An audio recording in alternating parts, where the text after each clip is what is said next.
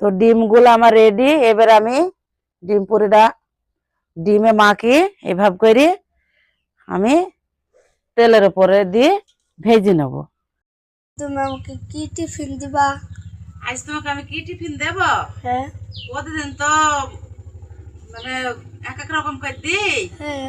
তো আজকে আমি তোমাকে দেব ডিম পুরি বানিয়ে। ডিম পুরি। ডিম পুরি আবার কি? তুমি দেখো আমি কিভাবে বানাই। আসসালামু আলাইকুম সবাইকে শুভ সকাল।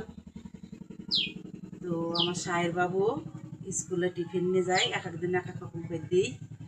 তো আজকে আমি বাবুকে দেব ডিম পুরি বানিয়ে। তো আপনারা ভিডিওর সাথে থাকুন শুরু থেকে শেষ পর্যন্ত, দেখুন আমি কি করে ডিম পুরিটা বানাই। ডিম পুরির জন্য আমি ছোট ছোট করে ময়দা করে নিয়েছি, গোল গোল করে নিয়েছি। তো এবার আমি ডিম পুরির জন্য আমি লুচিটা বেলি নেব সুন্দর করে গোল গোল করে, তারপরে বানাবো। দেখেন তো এই যে আমি বেশি বড় করব না, ছোট ছোট করে বানাবো ভাজি।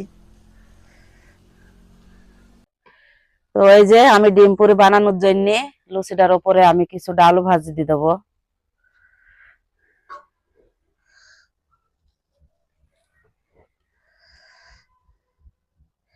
দিয়ে আমি সুন্দর করে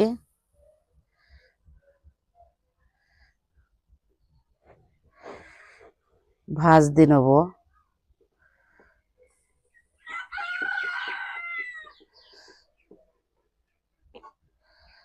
সবগুলো এমন করে নেব।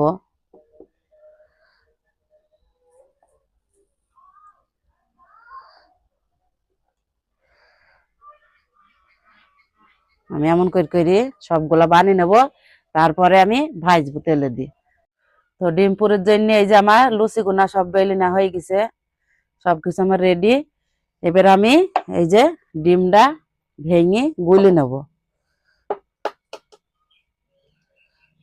তো ডিমগুলো আমার রেডি। এবার আমি ডিম পুরিটা ডিমে মাখি এভাবে করে আমি তেলের উপরে দিয়ে ভেজে নেব। এই যে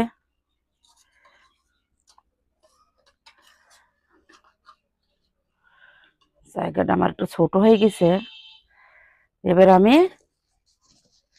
তেলের উপরে দিয়ে দেবো।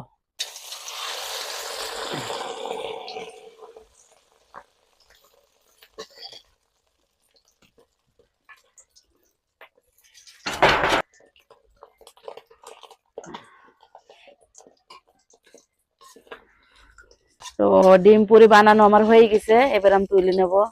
এই যে